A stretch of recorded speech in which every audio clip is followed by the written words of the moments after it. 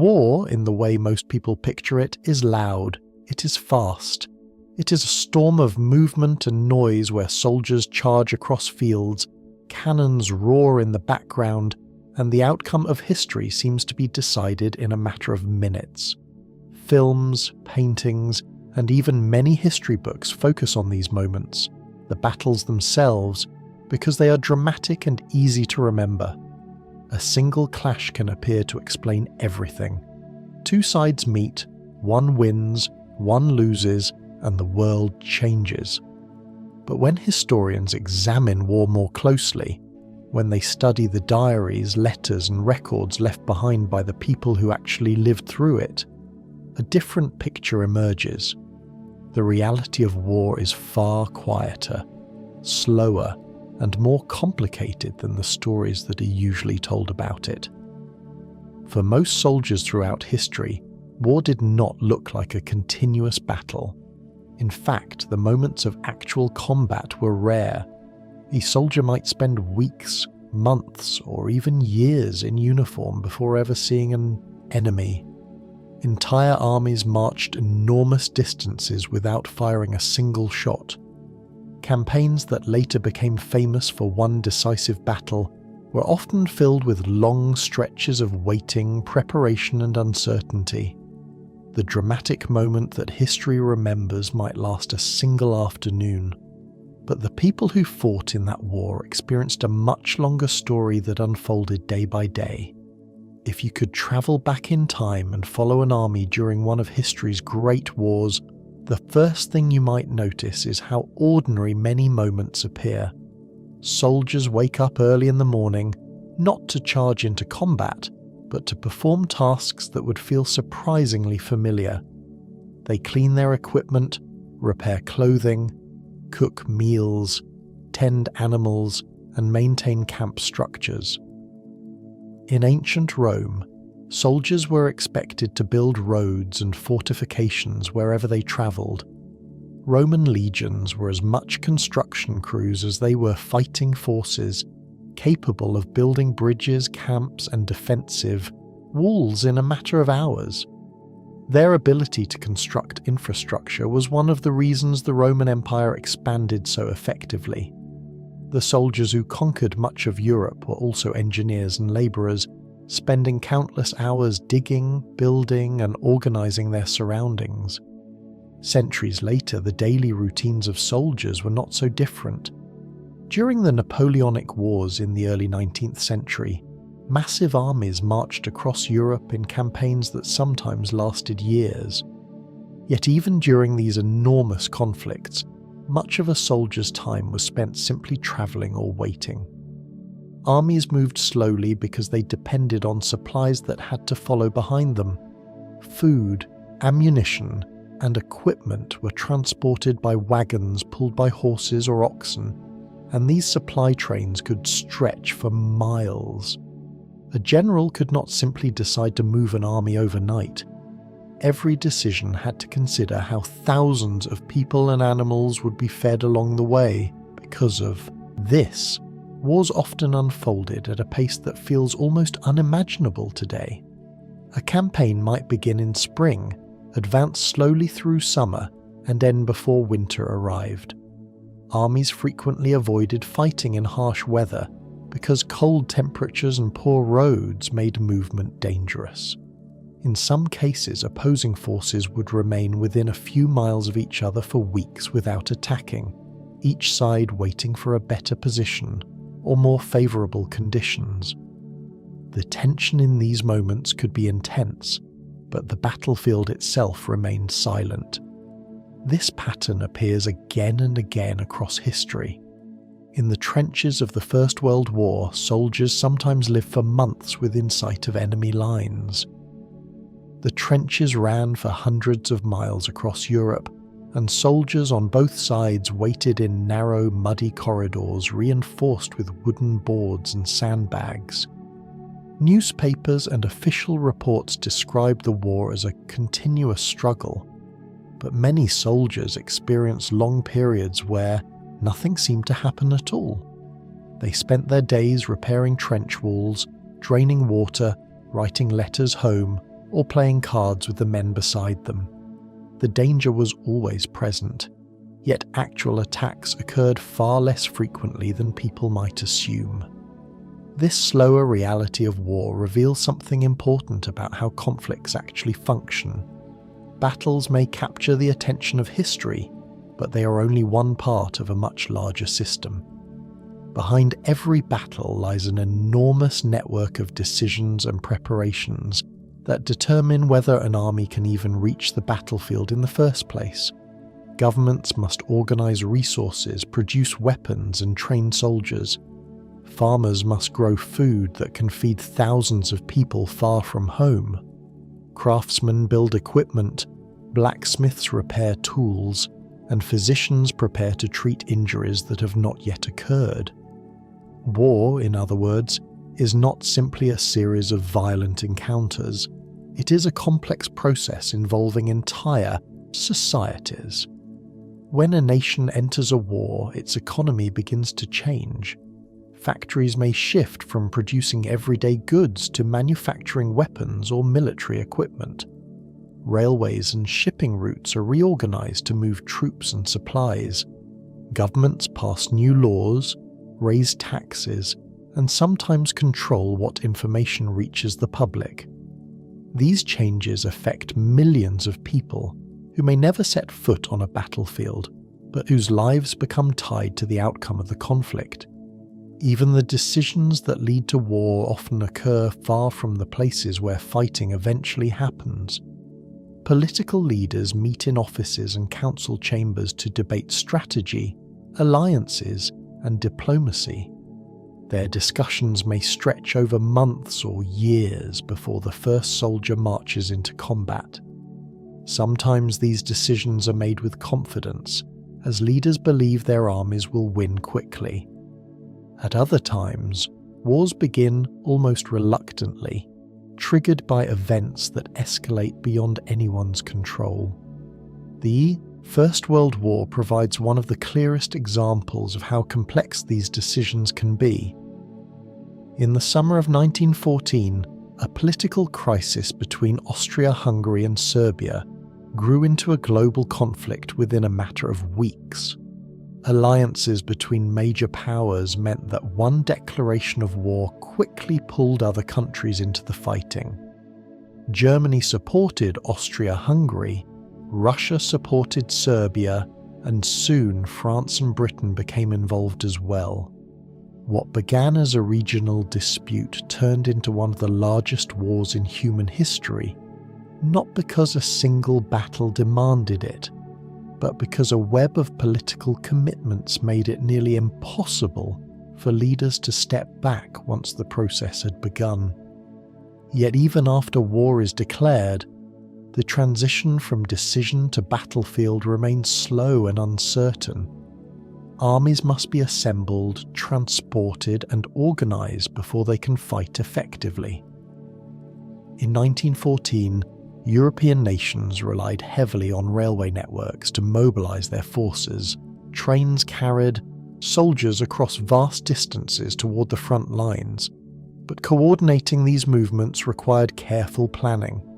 A single delay could disrupt the entire schedule, leaving troops stranded far from where they were needed.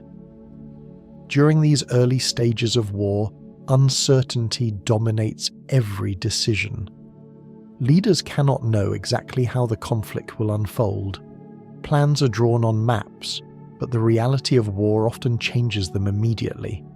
Weather, geography, and the actions of opposing forces all influence the outcome in ways that are difficult to predict. The commanders who direct armies from headquarters may be hundreds of miles away from the soldiers who carry out their orders. Messages travel slowly, sometimes taking hours or days to arrive. This distance between decision and action is one of the defining characteristics of war. The people who make strategic choices rarely see the battlefield directly. Instead, they rely on reports from scouts, officers, and messengers who attempt to describe events unfolding across large and chaotic landscapes. A commander might decide to move thousands of troops based on incomplete information, hoping that the plan will still make sense once it reaches the soldiers who must execute it. For the soldiers themselves, this uncertainty becomes part of daily life. Orders may change suddenly, sending units marching in new directions with little explanation. Rumours spread quickly through camps and trenches as soldiers try to understand what is happening beyond their immediate surroundings.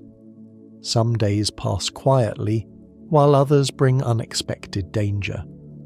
Over time, soldiers learn to live with this unpredictability, focusing on the routines that make each day manageable. These routines create a rhythm that is rarely shown in dramatic portrayals of war. A soldier wakes before sunrise, eats a simple meal, and begins the day's tasks. Equipment must be checked and cleaned, weapons inspected, clothing repaired. Camps must be maintained, trenches reinforced, animals fed. When night falls, guards take their positions while others rest, knowing the pattern will repeat again the next day. Seen from a distance, war may appear as a sequence of decisive moments that reshape history, but up close, it is something else entirely. It is a long and complicated process sustained by organization, preparation, and the daily work of countless people whose names rarely appear in history books. The battles themselves may determine the outcome of a campaign, yet they are only possible because of everything that happens before and after them. Understanding war requires looking beyond the dramatic images that dominate our imagination. It requires noticing the quieter forces that shape conflicts long before the first shot is fired. Politics, economics, logistics, and human behavior all play roles that are just as important as strategy on the battlefield. When these elements come together, they create a system that can mobilize entire societies and direct their energy toward a single goal. And once that system begins to move, it rarely does so suddenly. The path toward war often starts with small decisions and slow changes that gradually build momentum over time. The moment when armies finally meet in battle is only the visible surface of a much deeper process that has been unfolding long before anyone hears the sound of combat. The slow machinery that turns tension into war rarely begins with a single moment. Instead, it forms gradually, often unnoticed at first, as political pressures accumulate year after year. Leaders debate borders, trade routes, alliances, and influence, and what might appear to be small disagreements slowly gather weight until they become something much harder to resolve peacefully. Territory has always been one of the most visible reasons for conflict. Land determines food production, access to water, natural resources, and strategic position. For ancient kingdoms, fertile river valleys could mean the difference between survival and famine. For empires, controlling coastlines and ports meant controlling trade across entire regions. The struggle for land has shaped conflicts throughout history because geography itself creates opportunities and vulnerabilities that political leaders cannot ignore. When two states claim the same territory, even a small stretch of land can become a symbol of national identity and security, making compromise increasingly difficult. Economic rivalry has been just as powerful. As societies grow, they depend on access to resources, markets, and trade routes that connect distant regions of the world. When those connections are threatened, governments often respond defensively, trying to protect their own prosperity while weakening their competitors. In the centuries when European empires expanded across Africa, Asia, and the Americas, economic ambition drove an enormous wave of colonial competition. Nations sought control of distant territories not only for prestige, but for the raw materials and trade advantages those lands provided. Rubber, spices, gold, cotton, and oil all became pieces of a global contest that reshaped political boundaries. When several powerful nations pursued the same goals at the same time, the competition often turned hostile. Yet material interests alone rarely explain the full story. Ideas and beliefs have also fueled wars in ways that are harder to measure but equally powerful. Ideology can transform political disagreement into something far more intense because it frames conflict as a struggle between fundamentally different visions of society. During the 20th century, ideological divisions between political systems contributed to some of the largest conflicts in human history. Competing ideas about governance, economic organization, and national identity made compromise seem impossible to many leaders who believed their system had to prevail. But ideological conflict is much older than modern politics. Religious divisions, philosophical traditions, and cultural identities have long influenced how societies view one another. When leaders describe opponents not just as rivals, but as threats to their entire way of life, the possibility of negotiation becomes far more fragile. Alliances add another layer of complexity. On the surface, alliances are designed to prevent war by deterring aggression. When two or more states promise to defend each other, they hope potential enemies will think twice before attacking. Yet alliances can also create chains of obligation that pull countries into conflicts they never intended to join. This dynamic was visible long before modern diplomacy. In ancient Greece, city-states often formed defensive coalitions that gradually hardened into opposing blocs. The rivalry between Athens and Sparta during the 5th century BCE illustrates how alliances can transform regional disputes into widespread wars. Athens had built a powerful naval alliance known as the Delian League, originally created to defend against Persian influence. Sparta led its own network of allies across the Greek mainland. Over time, the balance between these two coalitions grew increasingly tense. Smaller disputes between individual city-states began to draw in larger powers, and what might have remained limited conflicts escalated into the long and devastating Peloponnesian War. The historian Thucydides, who wrote one of the earliest detailed accounts of war, famously suggested that the deeper cause of the conflict was Sparta's growing fear of Athens' rising power. That observation reflects a pattern that has repeated throughout history. When one state grows stronger, neighbouring powers often become anxious about what that strength might mean in the future. Even if no immediate threat exists, the perception of potential danger can lead leaders to take defensive actions that appear aggressive to others. This cycle of fear and response, sometimes called the security dilemma, has triggered countless confrontations between rival states. Few examples illustrate this dynamic more clearly than the events that led to the First World War. In the early 20th century, Europe was a complex network of alliances, military planning, and nationalist ambition. Major powers such as Germany, France, Russia, Austria, Hungary, and Britain all possessed large armies and expanding industries capable of supporting prolonged conflict. At the same time, diplomatic relationships had hardened into two broad alliance systems.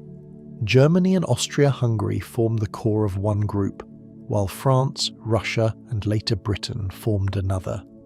These alliances were designed to maintain balance, but they also meant that any conflict involving one country risked pulling several others into the struggle. The immediate spark came in June of 1914, when Archduke Franz Ferdinand, heir to the Austro-Hungarian throne, was assassinated in Sarajevo by a young nationalist linked to Serbian networks. The event shocked Europe but did not immediately guarantee a continent-wide war. In fact, Many political leaders initially believed the crisis could be contained, yet the alliances and mobilization plans already in place created momentum that was difficult to reverse. Austria-Hungary moved against Serbia. Russia mobilized to support Serbia. Germany mobilized to support Austria-Hungary, and France prepared to defend against Germany. Within weeks, the continent's great powers were marching toward a conflict far larger than any of them had fully anticipated. What is striking about these moments in history is how often leaders believed war would be brief. Political calculations frequently assume that decisive force will resolve disputes quickly, allowing governments to secure their goals without prolonged disruption. Before the First World War began, many European officials predicted the fighting would last only a few months. Similar optimism appeared in many earlier conflicts as well. Wars that later stretched across decades were often launched with expectations of rapid victory. This miscalculation reveals something fundamental about how wars begin. Leaders operate with limited information and immense pressure. They must make decisions based on intelligence reports, diplomatic signals, and their own interpretations of events. At the same time, domestic politics often push governments toward action. National pride, public opinion, and political competition can create an environment where appearing weak seems more dangerous than risking conflict. In such circumstances, leaders may choose war believing it offers a manageable solution, only to discover that the consequences expand far beyond their original expectations. The gap between expectation and reality is one of the defining features of war's origins. Even when the causes seem clear in hindsight, the participants rarely see the full picture at the moment decisions are made. Each government believes it is acting rationally to protect its interests, yet when several powers follow similar logic simultaneously, their actions collide in unpredictable ways. The result is a system that can slide into conflict almost unintentionally, driven by overlapping fears, ambitions, and misunderstandings. Over time, historians studying these patterns have noticed how often wars emerge from the interaction of many factors rather than a single cause. Territorial disputes blend with economic rivalry, ideological differences reinforce political tension, alliances amplify local conflicts, and miscalculations transform crises into confrontations. The complexity of these interactions makes war difficult to predict and even harder to control once it begins. Once political tension reaches a certain point, governments begin preparing for the possibility that diplomacy may fail. This preparation rarely appears dramatic at first. It unfolds through administrative decisions, logistical planning, and quiet shifts in national priorities that gradually reshape entire societies. In many ways, the period leading up to war resembles the slow turning of enormous gears. Each movement seems small on its own, but together they begin directing the resources and attention of an entire country toward the prospect of conflict. Long before soldiers march or cannons fire, the process of mobilization begins to take shape behind the scenes. Mobilization is one of the most significant steps on the road to war because it transforms the theoretical possibility of conflict into something physically real. Armies that exist mostly on paper suddenly become moving organizations of thousands or even millions of people. Governments send orders across their territories, calling reservists back into uniform. Railway stations fill with soldiers carrying equipment that has been stored for years. Supply depots are opened, horses are requisitioned, and military officers begin directing units toward positions that have been planned long in advance. These movements can appear calm and orderly, but they carry enormous consequences. Once mobilization begins, it becomes increasingly difficult to stop the process without creating chaos inside the military itself. One of the clearest examples of this dynamic occurred in Europe during the summer of 1914, when political tensions escalated after the assassination in Sarajevo. Several nations already possessed detailed mobilization plans designed for exactly such a crisis. These plans had been developed over many years, carefully timed to move millions of soldiers by rail towards specific frontiers. Germany, Russia, France, and Austria-Hungary all relied heavily on their railway networks to transport troops quickly, across vast distances. Every train schedule was calculated with precision because moving large armies required coordination on an enormous scale. Once the orders were issued, trains began carrying soldiers toward the borders almost immediately. In Germany, entire regions watched as columns of reservists boarded trains decorated with patriotic slogans and flowers. Many believed they were departing for a short campaign that would end within months. The same scenes unfolded across France and Russia, where men gathered at stations surrounded by families and cheering crowds. Yet beneath the outward excitement there was uncertainty. Mobilization created momentum that political leaders struggled to control. Each country feared that delaying its own preparations might leave it vulnerable if another power acted more quickly. As a result, the process of preparing for war accelerated, even while diplomats continued negotiating in hopes of avoiding conflict altogether. This pattern, where preparation itself increases the likelihood of war, has appeared many times throughout history. Mobilization is not simply a technical step. It also sends powerful signals to other nations. When one country begins moving troops toward a frontier, neighboring states often interpret the action as a potential threat, even if it is intended as a defensive measure. In response, they may mobilize their own forces to avoid being caught unprepared. Within days, an entire region can shift from uneasy peace to full military readiness, creating a situation where the presence of armed forces on all sides makes conflict far more likely. Preparing for war also requires enormous industrial effort. Armies cannot operate without a steady supply of weapons, ammunition, vehicles, uniforms, and food. As tensions rise, factories begin adjusting their production to meet military demand. During the early 20th century, industrial capacity became one of the most decisive factors in modern warfare. Nations capable of producing vast quantities of artillery shells, rifles, and machinery held a significant advantage over those with weaker manufacturing systems. Even before fighting begins, governments must decide how their industries will support the war effort. During the years leading up to the Second World War, several countries dramatically expanded their military production in anticipation of future conflict.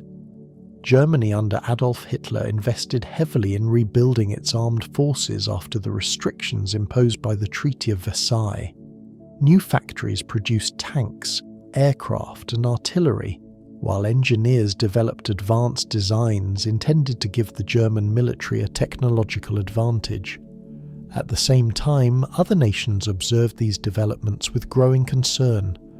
Britain and France gradually increased their own military spending, recognizing that the balance of power in Europe was shifting once again. Across the Atlantic, the United States maintained a relatively small peacetime army during the 1930s, but began expanding its industrial capacity as global tensions rose. American factories that once focused primarily on civilian goods gradually prepared to manufacture aircraft, vehicles, and other military equipment on a massive scale. This transformation would later become one of the defining features of the Second World War, as industrial production turned entire economies into engines supporting the battlefield. The ability to produce equipment quickly often proved just as important as the strategies developed by generals. Long before industrial societies existed, ancient kingdoms face similar challenges when preparing for war. In the ancient world, mobilization depended heavily on seasonal cycles and agricultural labor. Many early armies consisted of farmers who left their fields to fight during specific times of year. Campaigns were often planned around harvest seasons because rulers could not afford to remove too many workers from the land when crops needed attention. Kings and generals had to gather soldiers, stockpile food, and secure animals such as horses or oxen for transportation. This preparation could take months, especially in large empires where messages had to travel across great distances. In the Persian Empire, royal messengers rode along an extensive network of roads connecting the capital to distant provinces. These communication routes allowed the empire to assemble armies from many regions when necessary, but even with this system, the process required careful coordination. The Roman Republic and later the Roman Empire developed one of the most sophisticated mobilization systems of the ancient world. Roman citizens were required to serve in the military, and the state maintained detailed records of eligible soldiers. When a campaign was announced, magistrates summoned these men to designated assembly points, where they would be organized into legions. Equipment had to be distributed, officers appointed, and marching routes determined before the army could begin moving toward enemy territory. Although Roman legions eventually became famous for their discipline and battlefield success, the early stages of their campaigns were dominated by preparation rather than combat. Alliances also play a crucial role during this stage of rising tension. When leaders sense that war may be approaching, they often seek diplomatic partners who can strengthen their position. These alliances can involve promises of military assistance, economic cooperation, or shared intelligence. In some cases, they form quickly in response to immediate threats. In others, they evolve gradually through years of negotiation and mutual interest. The presence of allies can deter potential enemies, but it can also complicate the situation by expanding the number of participants who may become involved in the conflict. Throughout history, alliances have reshaped the strategic calculations of governments preparing for war. A country that might hesitate to confront a powerful opponent alone may feel more confident if supported by partners. At the same time, alliances require trust and coordination. Each partner must believe that the others will honor their commitments when the crisis arrives. When this trust is uncertain, alliances themselves can become sources of tension as nations question whether their allies will truly stand beside them if war begins. Preparing economies for war extends far beyond producing weapons.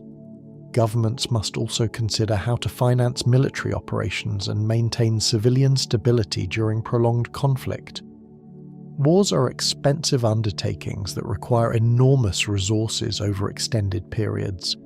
Taxation often increases, national debts grow, and economic priorities shift towards supporting the armed forces.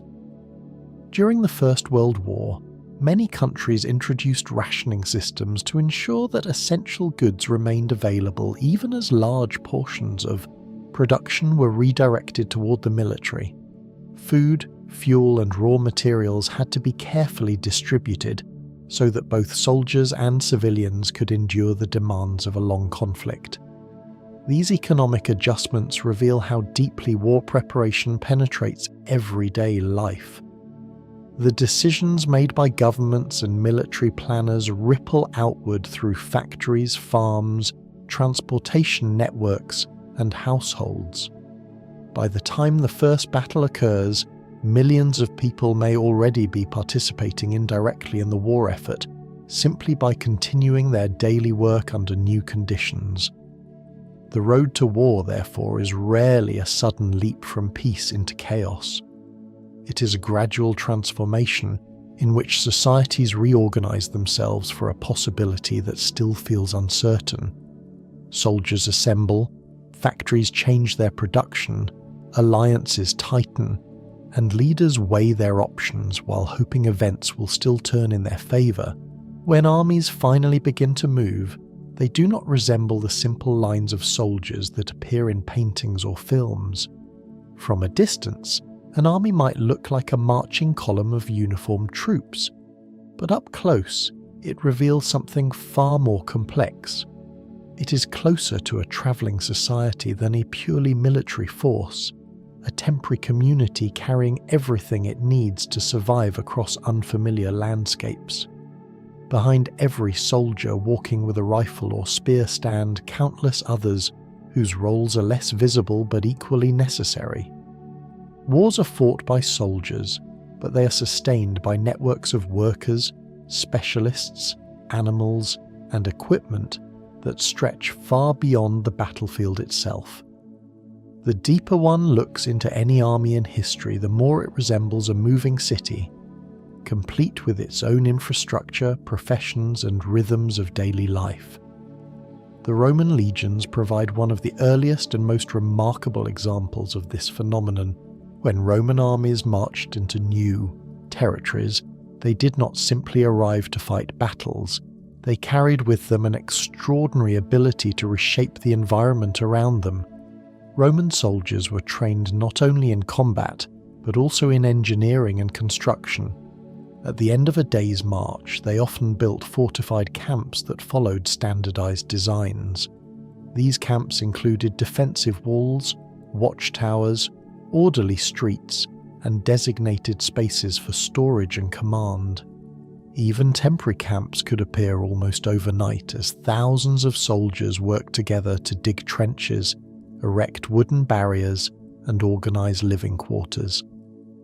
Archaeologists have discovered remains of these camps across Europe and the Middle East, revealing just how methodically Roman armies approached their daily routines. The camps were not merely places to sleep. They served as miniature settlements where soldiers cooked meals, repaired equipment, trained, and prepared for the next stage of their campaign. Within these temporary communities were blacksmiths who maintained weapons and armor, carpenters who repaired wagons and built structures, and medical personnel who treated injuries sustained during marches or training exercises. The Roman military even maintained specialized surveyors and engineers capable of constructing bridges across rivers or cutting roads through difficult terrain.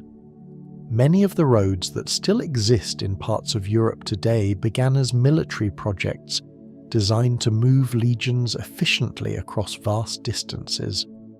This ability to build infrastructure allowed Roman armies to maintain supply lines and communication routes, giving them an enormous advantage over opponents who lacked similar organization.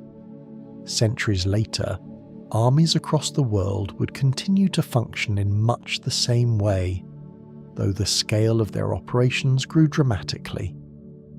During the Napoleonic Wars of the early 19th century, Europe witnessed some of the largest military campaigns ever seen up to that time. Napoleon Bonaparte commanded armies that sometimes numbered hundreds of thousands of soldiers. Moving such forces across the continent required careful planning and enormous logistical support. Behind the marching soldiers travelled vast supply trains consisting of wagons loaded with food, ammunition, medical equipment, spare clothing, and tools. Horses and oxen pulled these wagons along dusty roads that often stretched for miles. Each wagon required drivers, maintenance crews, and guards to ensure the supplies reached their destination safely.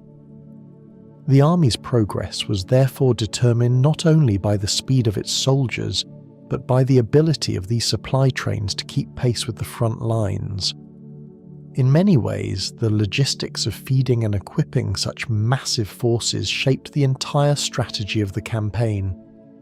Generals had to consider where food could be obtained, how roads would support heavy wagons, and how rivers or mountains might slow their movement. Napoleon himself famously remarked that an army marches on its stomach, acknowledging that the availability of food often determined how far and how fast troops could advance. The presence of animals within these travelling societies added another layer of complexity. Horses were indispensable in many historical armies, serving as cavalry mounts, transportation for officers, and draft animals for pulling artillery and wagons. Caring for thousands of horses required its own network of specialists. Farriers trimmed hooves and fitted horseshoes, veterinarians treated illnesses and injuries, and stable workers ensured the animals were fed and watered regularly. Horses consumed enormous quantities of grain and hay, meaning that armies had to secure not only food for soldiers, but also forage for their animals. In some campaigns, the availability of grazing land determined where an army could travel. Camels played similar roles in armies operating across desert environments, while elephants served as both transportation and shock troops in parts of Asia and the Mediterranean during ancient times. Hannibal's famous crossing of the Alps with war elephants during the Second Punic War illustrates how animals could become integral parts of military operations. Although the elephants themselves attracted attention in battle, the logistics required to transport and care for them during the long journey were just as remarkable. The presence of medical personnel also reveals how armies evolved into complex social systems. Injuries and illnesses were inevitable during long campaigns, even when battles were rare. Soldiers marching through unfamiliar regions often encountered new diseases, harsh weather conditions, and physical exhaustion. Ancient armies relied on basic forms of medical care provided by individuals with knowledge of herbal remedies and wound treatment. The Roman military developed more structured medical services, establishing field hospitals known as valetudinaria, where injured soldiers could recover. These facilities included beds, surgical instruments, and trained staff who attempted to treat wounds, fractures, and infections. Although medical knowledge at the time was limited, the existence of organised healthcare within the army demonstrated an awareness that maintaining the health of soldiers was essential to the success of the campaign. As warfare entered the modern era, these support systems expanded even further. By the 20th century, armies relied on enormous logistical networks that stretched across continents. During the Second World War, entire industries were dedicated to producing equipment for the military. Factories manufactured tanks, aircraft, vehicles, and ammunition at unprecedented scales. Once produced, these materials had to be transported across oceans and railways to reach the front lines. Ships carried supplies across the Atlantic, trains distributed them across Europe and Asia, and trucks delivered them to soldiers in active combat zones. Maintaining these supply chains required coordination between engineers, mechanics, dock workers, railway operators, and countless other specialists whose contributions were rarely visible on the battlefield. Within the armies themselves, daily life continued to resemble that of a functioning community. Cooks prepared meals for thousands of soldiers using field kitchens that could be assembled quickly wherever the army halted. Tailors repaired uniforms, armourers maintained weapons, and radio operators managed communication between units. Clerks recorded orders and maintained administrative records that tracked the movement and condition of troops. Even entertainment sometimes found its place within these travelling societies. Soldiers organised games, music, and storytelling during quieter periods to relieve the monotony of long campaigns. These activities might seem trivial compared to the grand strategies of war, yet they played an important role in maintaining morale among troops who often faced long stretches of uncertainty. When viewed in this broader context, an army appears less like a single fighting force and more like a mobile civilization. It contains people performing dozens of different roles, each contributing to the survival and effectiveness of the whole. Soldiers may represent the visible edge of that system, but behind them stand engineers designing bridges, cooks preparing meals, doctors treating wounds, drivers transporting supplies, and administrators coordinating the entire operation. Together they create a structure capable of sustaining itself far from the cities and towns where it originated. Once an army begins to move as a travelling society, the question that quietly governs everything is remarkably simple. How will all of these people survive tomorrow and the day after that? Food must arrive every day. Weapons must be repaired or replaced. Horses must be fed and watered. Messages must travel across distances so commanders understand what's happening beyond the horizon. When historians examine wars closely, they often discover that the outcome of campaigns depends less on dramatic battlefield decisions and more on whether these practical systems continue to function. The invisible machinery that keeps an army alive, its logistics, becomes the foundation upon which every victory or defeat eventually rests. The importance of logistics has been understood in different ways throughout history, but its influence appears in nearly every major campaign ever fought. Even the most brilliant generals could accomplish little if their soldiers ran out of food or ammunition. Hunger, disease, and exhaustion have destroyed more armies than enemy weapons. Maintaining a steady flow of supplies across long distances requires planning that often begins months or even years before the first soldier marches into enemy territory. One of the clearest examples of logistics shaping history can be seen in the campaigns of Napoleon Bonaparte. Napoleon is frequently remembered as one of the greatest military commanders in European history, capable of organizing armies with remarkable speed and precision. Yet even his strategic brilliance could not overcome the challenges created by distance and supply. In 1812, Napoleon launched what would become one of the largest military invasions the world had yet seen.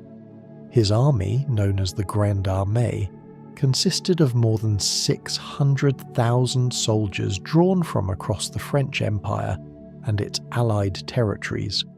The objective was ambitious: invade Russia, defeat the Russian army, and force the Russian government to accept Napoleon's political demands. At first, the invasion appeared unstoppable. Napoleon's forces crossed the border and advanced deep into Russian territory. But as they moved farther from their supply bases in Western Europe, the logistical challenges grew steadily more severe. The Russian army avoided decisive battle and retreated eastward, destroying crops and supplies along the way in a strategy designed to deprive Napoleon's troops of food. This tactic, often called a scorched earth strategy, turned the vast Russian landscape into an enormous obstacle. The deeper Napoleon marched, the longer his supply lines became. Wagons struggled to keep pace with the advancing army, and the roads themselves were often little more than rough tracks cutting through forests and fields. As summer turned into autumn, soldiers began to face shortages of food and fodder for their horses. Disease spread through the ranks, and thousands of animals died from exhaustion and starvation. When Napoleon finally reached Moscow, the city had been largely abandoned and burned by its own inhabitants, leaving little for the invading army to use. The campaign that had begun with extraordinary confidence now faced the reality that logistics, not battle, would decide its fate. When winter approached, Napoleon ordered a retreat. The journey back across Russia proved catastrophic. Without adequate supplies and shelter, the army disintegrated under the combined pressure of cold weather, hunger, and constant attacks from Russian forces. by the time the survivors reached the western borders months later, only a fraction of the original army remained. The invasion had failed not because Napoleon lost a decisive battle, but because the logistical system sustaining his army collapsed under the immense distances involved. Long before Napoleon, ancient civilizations had already begun developing sophisticated logistical networks in order to maintain their military power. The Roman Empire offers one of the most remarkable examples of how infrastructure could shape warfare. Roman engineers constructed an extensive system of roads that connected distant provinces to the capital and to each other. These roads were built with layers of stone and gravel designed to remain durable in all weather conditions. Although they served many purposes, including trade and communication, their strategic value for the military was enormous. Roman legions could march rapidly across these roads, moving reinforcements or supplies to threatened regions far more efficiently than many of their rivals. Messages carried by mounted couriers could travel hundreds of miles in a matter of days, allowing commanders to coordinate operations across large territories. This network helped the Roman army maintain a level of organization and mobility that was difficult for opponents to match. The roads themselves became a symbol of the empire's ability to project power across vast distances. In addition to transportation, Roman logistics depended heavily on careful management of food supplies. Armies carried grain that could be ground into flour and baked into bread by soldiers themselves. When possible, they also obtained food from local regions, either through trade or requisition. Ensuring that soldiers had enough to eat required constant planning, because even a single legion might consist of 5,000 men, each consuming several pounds of food per day. When multiple legions operated together, the demand for supplies increased dramatically. The Roman military developed storage depots and supply routes that could support campaigns lasting months or years. These systems allowed Roman armies to remain active across enormous distances while maintaining their effectiveness. As warfare entered the modern industrial era, the scale of logistical organization expanded even further. The Second World War demonstrated how entire national economies could be transformed into vast supply networks feeding the front lines. Unlike earlier conflicts where armies relied heavily on local resources, modern forces required enormous quantities of manufactured equipment. Tanks, aircraft, trucks, radios, artillery shells and fuel all had to be produced in factories and transported to battle zones. This process involved millions of workers far from the front lines who played crucial roles in sustaining the war effort. One of the most impressive logistical achievements of the war occurred after the Allied invasion of Normandy in 1944. Once Allied forces established a foothold in France, they faced the challenge of supplying hundreds of thousands of soldiers as they advanced across Western Europe. Ports had been damaged or heavily defended, making it difficult to unload supplies from ships. To solve this problem, engineers constructed temporary artificial harbours known as Mulberry Harbours.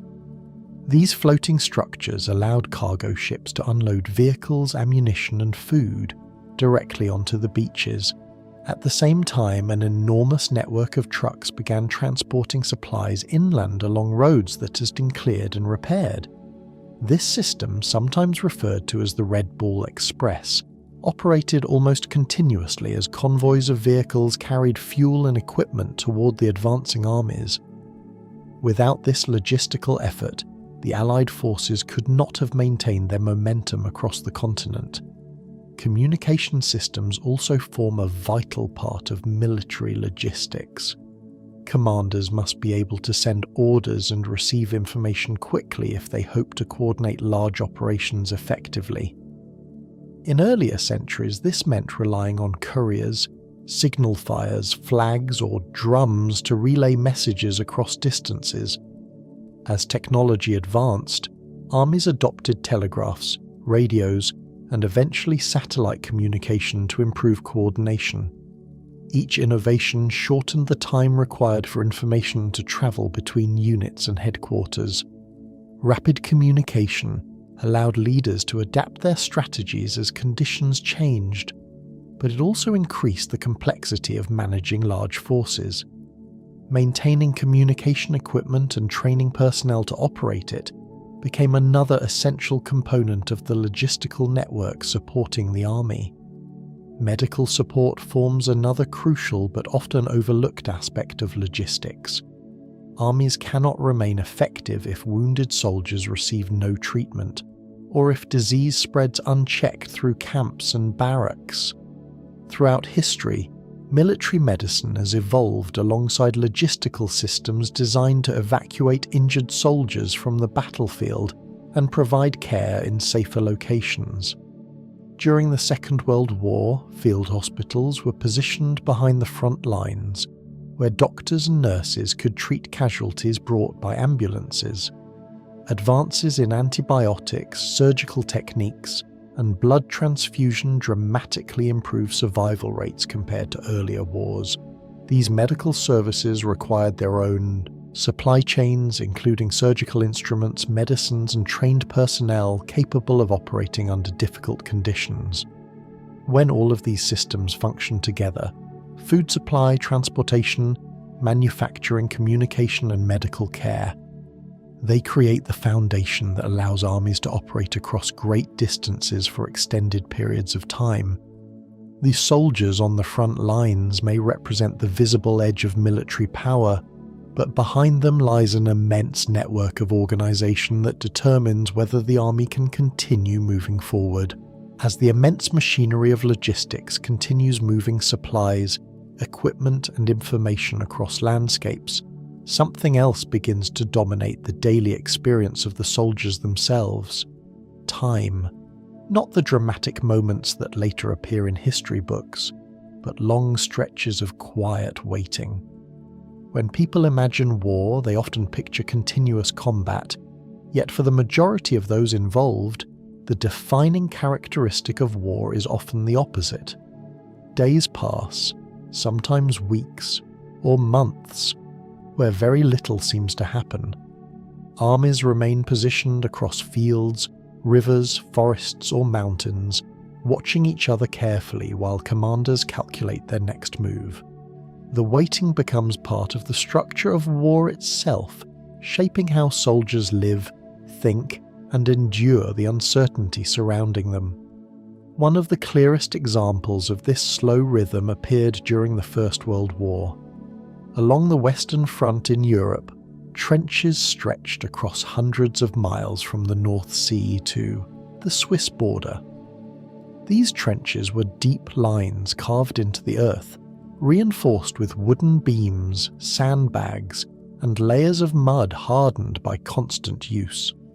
Soldiers lived inside these narrow corridors for extended periods, sometimes rotating between frontline trenches and rear positions, but often remaining within the same sector for months at a time. The enemy might be only a few hundred meters away, sometimes even closer, yet attacks were relatively rare compared to the long periods of stillness that filled the calendar of war. In these trenches, daily life developed its own routines. Soldiers woke before sunrise, often greeted by damp, cold air that had settled overnight. Their first task might be what was known as stand to, a moment when all troops prepared for the possibility of an early morning attack, since many assaults historically began at dawn. Once the morning passed without incident, the day shifted toward maintenance and survival. Trenches had to be repaired constantly because rainwater turned the soil into thick mud that threatened to collapse the walls. Wooden planks were laid along the floor to keep soldiers from sinking into the ground. Drainage systems were dug to carry water away from the living areas, though these often failed during heavy storms.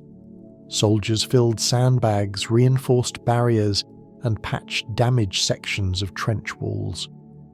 the work was relentless because even when the enemy was not attacking, the environment itself demanded attention.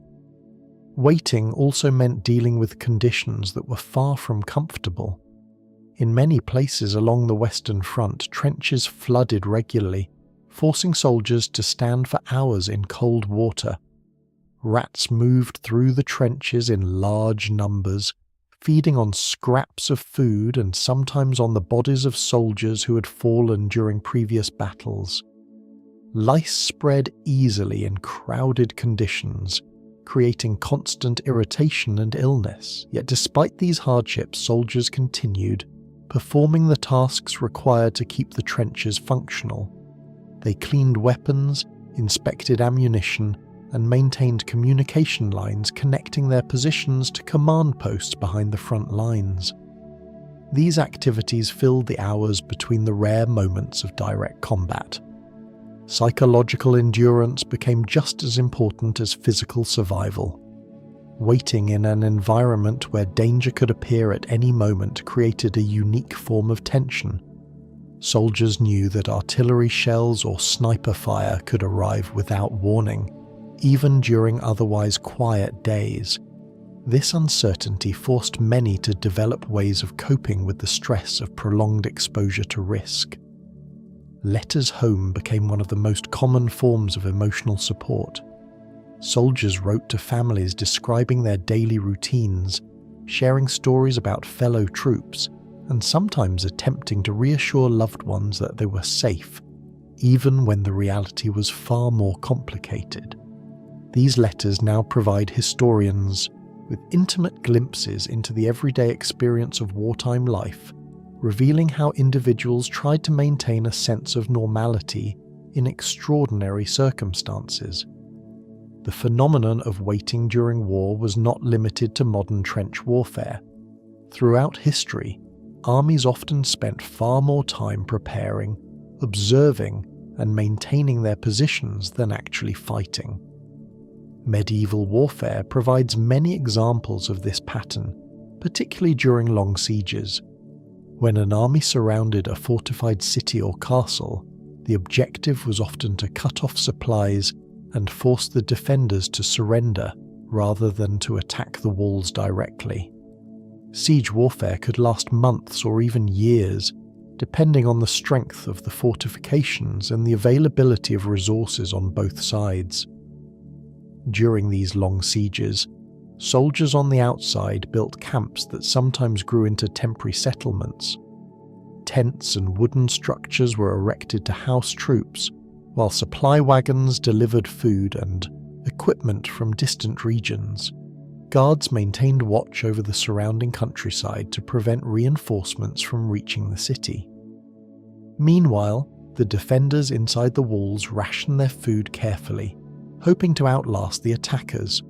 For the soldiers involved, most days passed quietly, filled with routine tasks rather than dramatic confrontations. They maintained siege engines, repaired fortifications, and kept watch for signs that the enemy might attempt to break out. Time itself became a weapon, slowly wearing down the endurance of those trapped inside the walls. Waiting could also take place during active campaigns, where armies maneuvered across large regions without encountering each other directly. In the American Civil War, for instance, armies often spent extended periods encamped while commanders planned their next movements. Soldiers built camps that included rows of tents, cooking areas, and storage spaces for supplies. Military life during these moments included drilling, practicing formations, and performing chores necessary to maintain order within the camp. Cooking was often done over open fires, with soldiers preparing simple meals from rations consisting of salted meat, beans, bread, and occasionally fresh vegetables when they could be obtained from nearby farms. Music and storytelling sometimes filled the evenings as soldiers tried to relieve the monotony of camp life. Waiting also forced armies to remain vigilant, even when no immediate threat was visible. Guards were posted around camps and along defensive lines to watch for enemy movements. Scouts were sent out to gather information about nearby forces. Patrols moved cautiously through forests and fields, searching for signs that an opponent might be approaching. These small-scale activities rarely appeared in official battle reports, yet they played an essential role in maintaining awareness and readiness. A single, overlooked movement by the enemy could lead to surprise attacks or strategic disadvantages. Over time, the long pauses between battles began to shape the psychology of warfare itself. Soldiers learned that patience was often necessary for survival. The ability to endure discomfort, uncertainty, and monotony became just as valuable as courage during combat. Some soldiers described the waiting as more difficult than fighting, because it allowed the mind to imagine countless possibilities. Without immediate action to focus their attention, individuals sometimes found themselves reflecting on distant homes, families, and futures that felt uncertain. Yet these same periods also created strong bonds between soldiers who shared the experience together. Living side by side in close quarters fostered friendships built on trust and mutual support. Living inside those long stretches of waiting gradually changes the way soldiers experience time, and it also reshapes the way they understand themselves and the people around them. When historians examine wars from the perspective of individuals rather than strategies, the story becomes deeply human. Behind every movement of armies are thousands of personal lives unfolding simultaneously, each person carrying their own fears, hopes, habits, and memories into a situation they rarely control. The official reports of generals describe positions, numbers, and objectives, yet the daily reality of war exists in the conversations between soldiers, the quiet routines repeated each morning, and the letters written during the few calm moments that appear between long periods of uncertainty. One of the most powerful sources historians have for understanding this human dimension is the enormous archive of letters that soldiers have written throughout history. In the American Civil War alone, millions of letters were exchanged between soldiers and their families. These letters often reveal a striking contrast between the massive scale of the conflict and the small personal details that occupied the minds of those living through it. A soldier might describe the weather in camp, the condition of his boots, or the taste of the rations served that day. He might write about the friend who shared his tent or the sound of distant artillery echoing across the landscape at night. Through these simple descriptions, we begin to see how war was experienced not as an abstract political event, but as a sequence of ordinary days shaped by extraordinary circumstances. Fear, of course, remains a constant presence beneath these routines. Soldiers often lived with the awareness that danger could appear suddenly, even during otherwise quiet periods. Artillery shells might arrive without warning, or a patrol could encounter the enemy unexpectedly while scouting nearby terrain. Yet many soldiers discovered that fear itself became something they gradually learned to manage rather than something that disappeared entirely. Experienced soldiers often wrote about how the first weeks of war felt overwhelming, filled with nervous anticipation and uncertainty. Over time, however, many developed habits that helped them cope with the constant possibility of danger.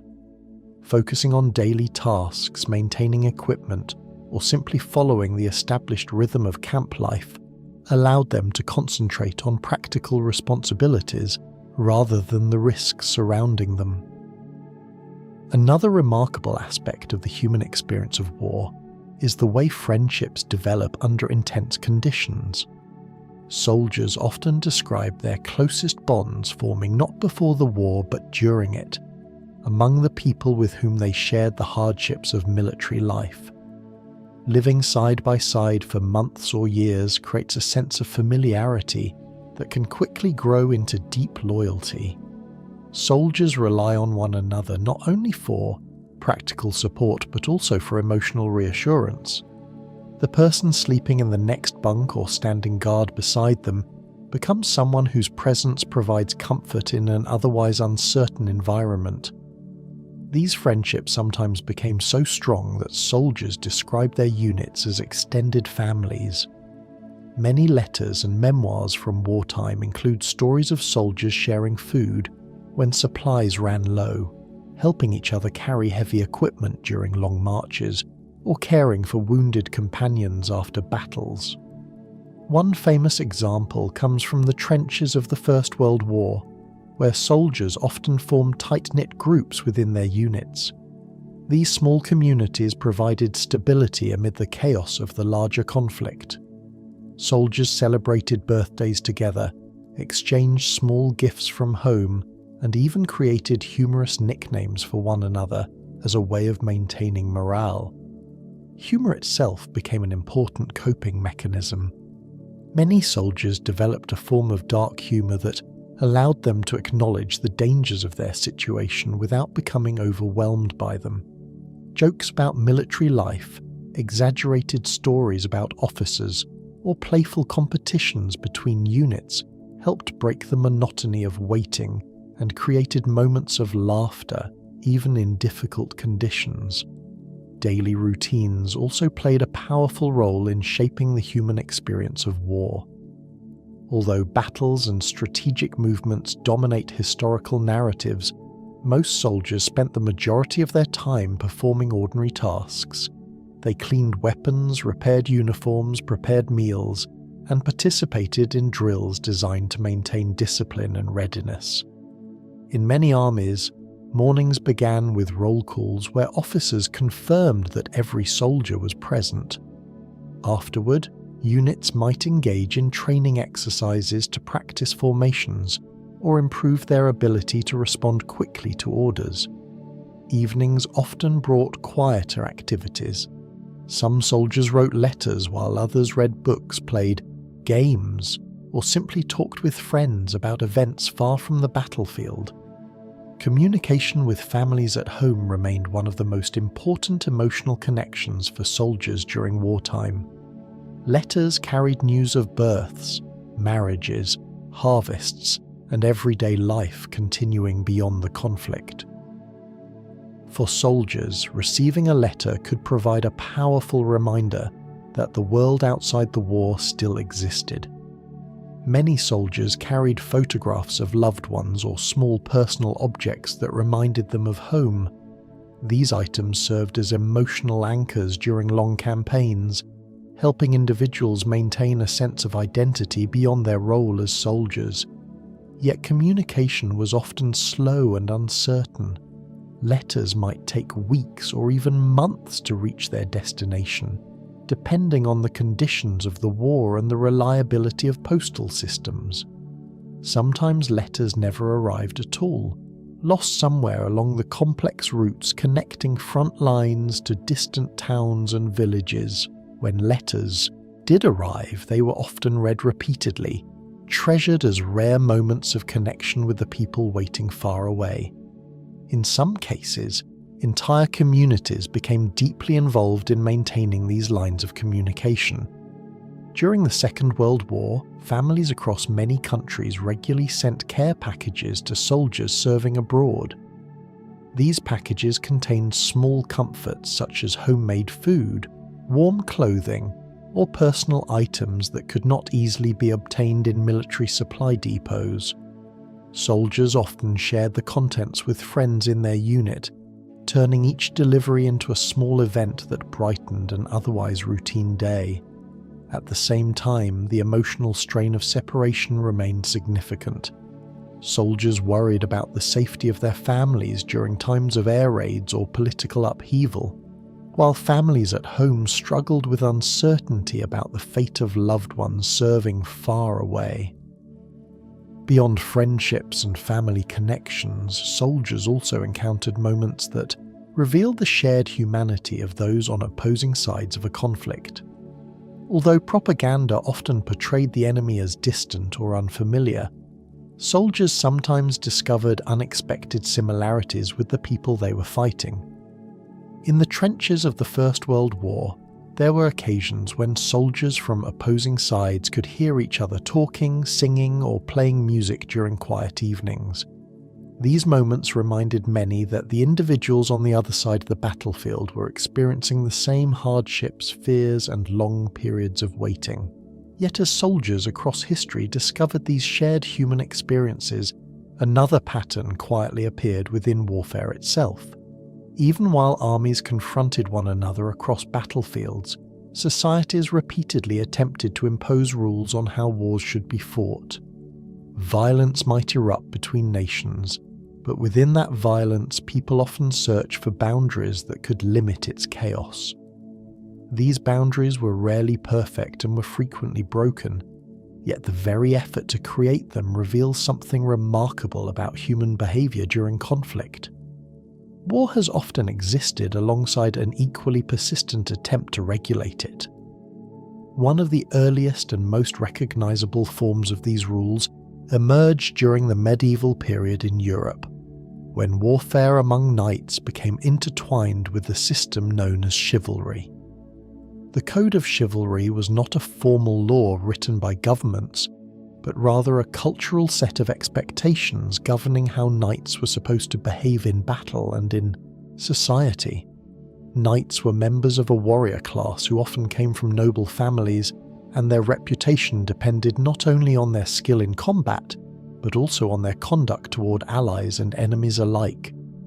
According to the ideals of chivalry, a knight was expected to demonstrate courage, loyalty, and respect for opponents who were considered worthy adversaries. These ideals did not always prevent brutality, but they created an environment in which certain actions were seen as honorable while others were condemned. One of the most interesting consequences of this system was the treatment of captured knights during battle. Rather than killing noble opponents outright, it became common practice to capture them and hold them for ransom. A captured knight might be treated relatively well while negotiations took place between his captors and his family or allies. Wealthy prisoners could be extremely valuable because their release often required large payments of money or promises of political cooperation. This practice meant that knights sometimes fought fiercely against one another during battle, yet once the fighting ended, they might sit together as prisoners and captors while waiting for arrangements to be made. Chronicles from the medieval period occasionally describe such scenes, where former opponents shared meals or conversations despite having been enemies only hours earlier. The existence of ransom culture also influenced how battles unfolded. Knights had incentives to capture rather than kill high-ranking opponents, which sometimes changed the tactics used during combat. While ordinary soldiers often faced far harsher treatment, the customs surrounding knights reveal how social structures could shape the behavior of armies. Even in the midst of warfare, systems of honor and reputation affected decisions made on the battlefield.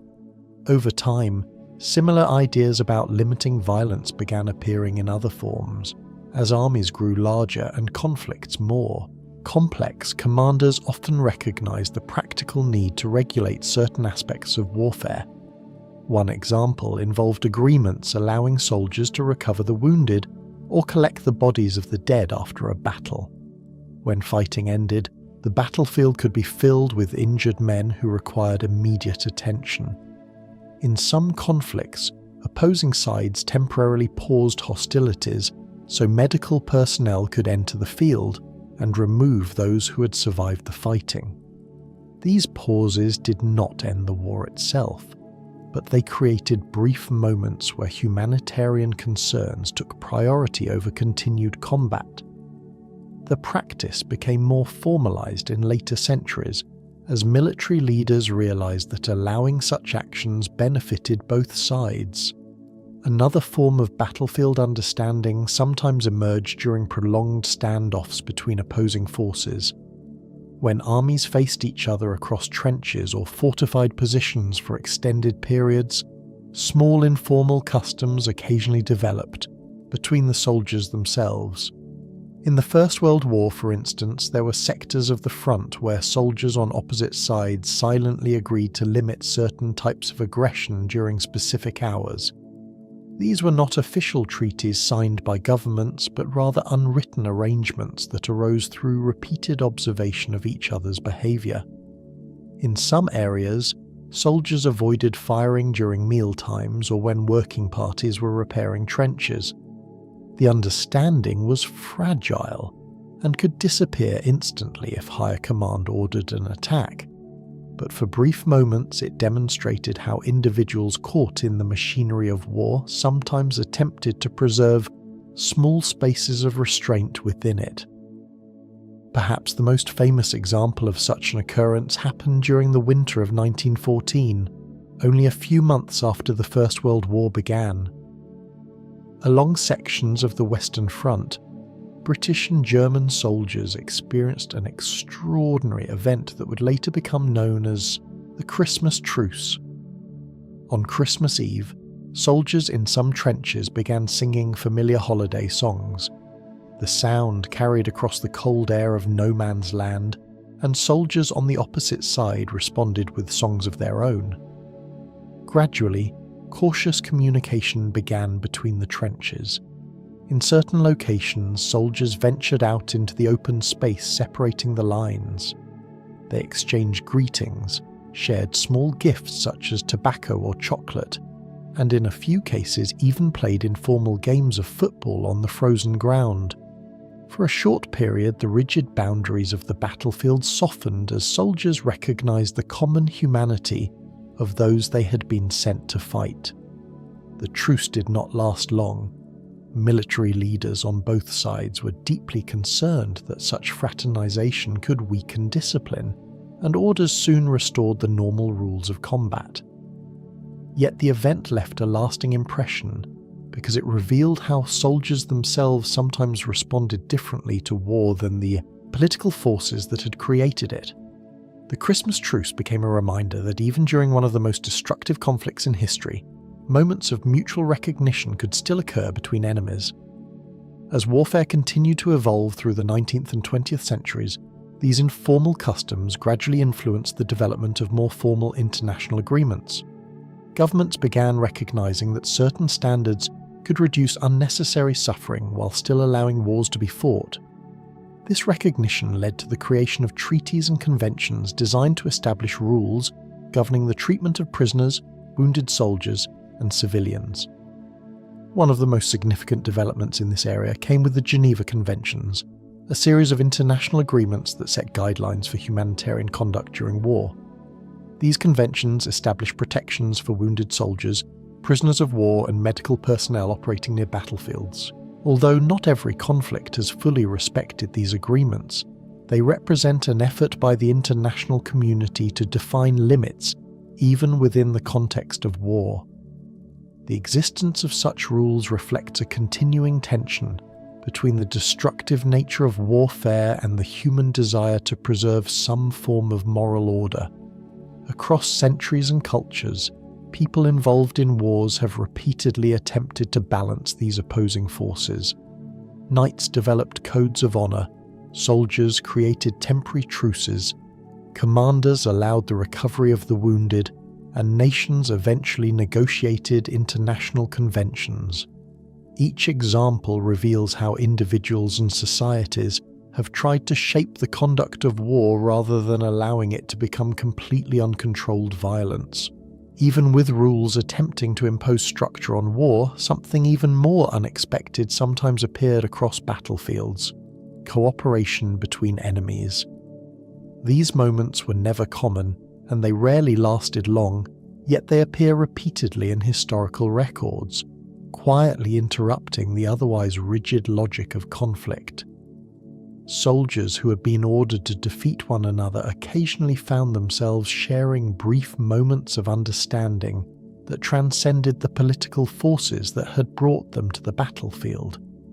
These episodes did not stop wars, and they did not erase the violence that surrounded them, but they revealed something deeply human beneath the machinery of organized conflict. When historians look closely at these moments, they often find that they emerge not from official orders, but from the experiences of individuals who face the same hardships on opposite sides of the line. One of the most striking examples occurred during the early months of the First World War. By December of 1914, the war had already settled into the brutal stalemate of trench warfare along the Western Front. British and German soldiers faced each other across narrow stretches of ground known as no man's land, separated by barbed wire and muddy trenches that extended across hundreds of miles.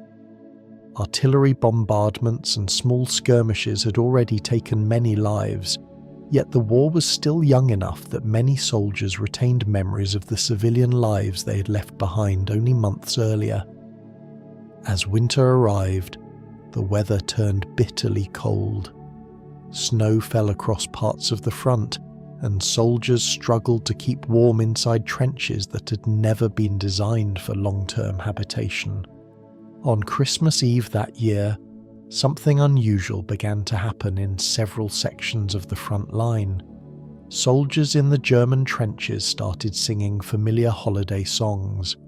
The sound travelled through the still air across no man's land and reached the British trenches opposite them. Some of the British soldiers responded by singing their own carols. At first, the exchange remained cautious, with voices carrying across the dark field between the trenches, but gradually curiosity overcame suspicion. In some areas, soldiers began calling out greetings to one another. Lanterns were raised, and figures cautiously emerged from the trenches into the open ground between the lines.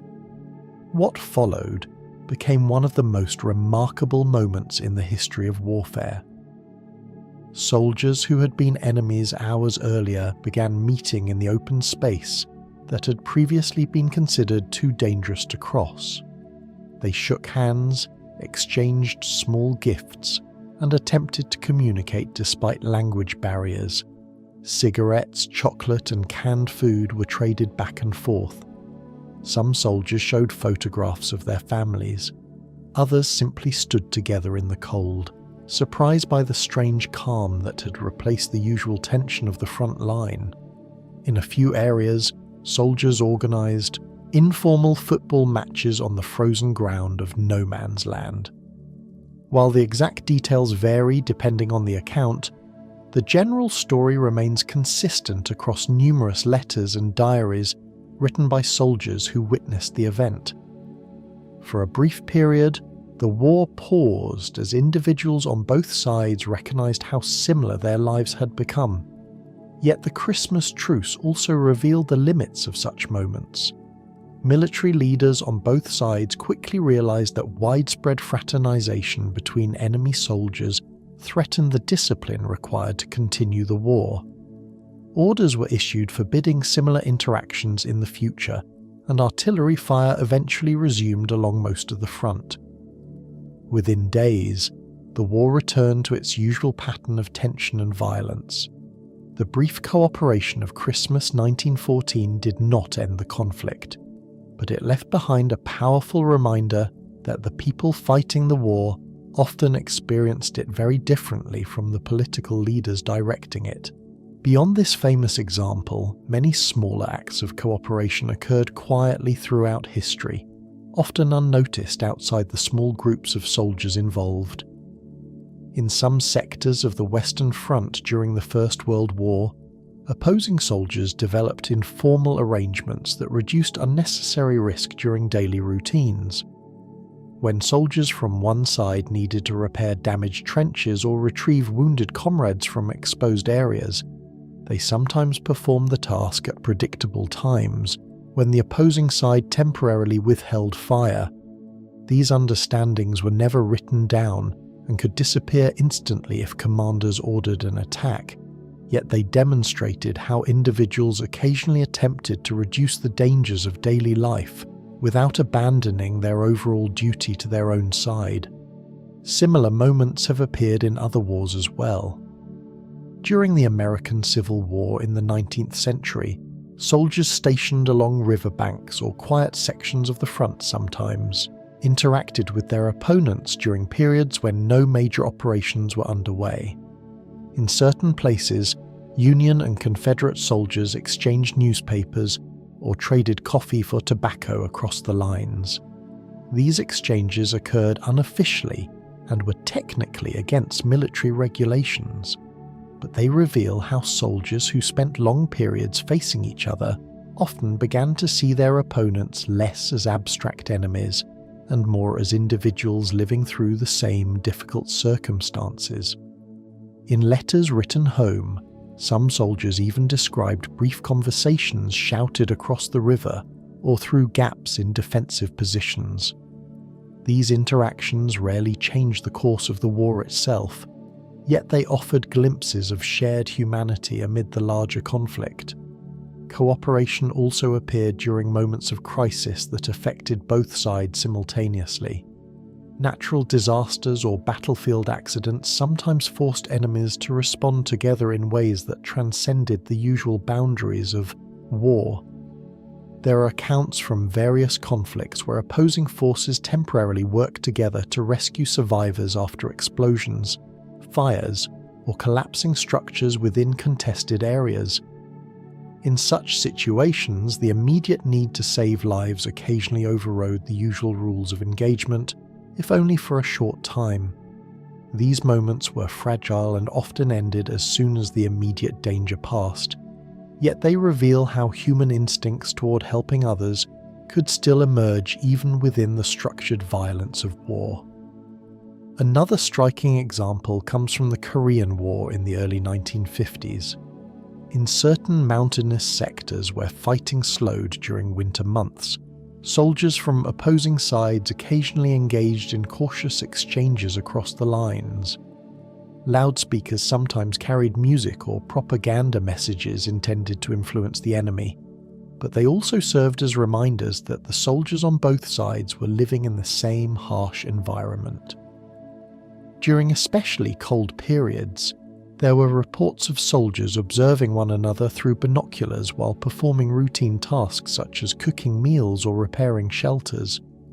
These observations sometimes created a strange sense of familiarity, even though the soldiers remained committed to their respective sides of the conflict. Across these examples, a pattern begins to emerge. War places individuals into a system defined by national objectives, military hierarchy, and strategic planning. Yet within that system, people continue to respond to one another as human beings capable of empathy and understanding. The soldiers standing in opposing trenches often share similar backgrounds, similar fears, and similar hopes for survival. They experience the same cold nights, the same hunger, and the same uncertainty about what tomorrow might bring. As soldiers across history encountered one another across battle lines and occasionally recognized their shared humanity, another powerful presence quietly shaped every conflict in ways that neither side could fully control. Long before armies met in battle, the landscape itself had already begun influencing the outcome. Geography, climate, and terrain have always acted as silent participants in warfare, shaping decisions, limiting possibilities, and sometimes determining the fate of entire campaigns without firing a single shot. Generals may draw arrows on maps and imagine movements of armies across regions, but once those plans meet the realities of mountains, deserts, forests, rivers, and harsh weather, the natural world begins to impose its own rules. The deeper historians examine wars, the more clearly they see that nature often becomes one of the most decisive forces on the battlefield. Few environments test armies more severely than mountains. Mountain warfare presents challenges that extend far beyond simple elevation. Steep slopes restrict movement, narrow passes limit how many soldiers can advance at once, and unpredictable weather can transform a clear path into a dangerous obstacle within hours. Even small units defending high ground can hold off much larger forces because attackers must climb exposed terrain where every step requires effort and coordination. These conditions have shaped conflict throughout history, but one of the most striking examples occurred during the First World War along the Alpine front between Italy and Austria-Hungary. Beginning in 1915, soldiers from both sides fought in some of the most extreme conditions any army had ever experienced. Battles took place at altitudes where oxygen was thin and temperatures could plunge far below freezing. Soldiers carved tunnels and fortifications directly into the mountainside, creating a network of underground shelters and artillery positions hidden beneath layers of rock and snow. Moving supplies through this environment required remarkable ingenuity. Cable cars were installed along steep slopes to transport ammunition and food to remote outposts, while soldiers used ice axes and ropes to navigate narrow paths that clung to the sides of cliffs. Avalanches became one of the most feared dangers. Entire units could vanish beneath collapsing snowfields without ever encountering the enemy. In some cases, artillery bombardments themselves triggered avalanches that swept down mountainsides with devastating force. Yet despite these conditions, soldiers continued to occupy these high positions for months or even years, demonstrating how geography could transform war into a struggle not only against an enemy, but against the environment itself. Mountains create natural barriers that slow armies, but dense jungles produce a different kind of challenge. Jungle warfare forces soldiers into landscapes where visibility is limited, movement is slow, and the environment itself seems alive with obstacles. Thick vegetation restricts long-distance observation, meaning that opposing forces may approach each other without realizing how close they have become. The humidity and heat of tropical climates also create conditions where disease spreads easily, sometimes weakening armies more effectively than combat. One of the most difficult jungle campaigns of the 20th century took place during the Second World War in Southeast Asia.